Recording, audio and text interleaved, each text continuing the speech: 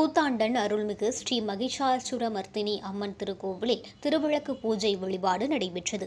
சிவகங்கை மாவட்டம் கூத்தாண்டன் கிராமத்தில் அமைந்துள்ள பிரசித்தி பெற்ற அருள்மிகு ஸ்ரீ மகிஷாசுரமர்த்தினி அம்மன் திருக்கோவிலில் ஆடி மாதத்தை முன்னிட்டு திருவிளக்கு பூஜை வழிபாடு நடைபெற்றது.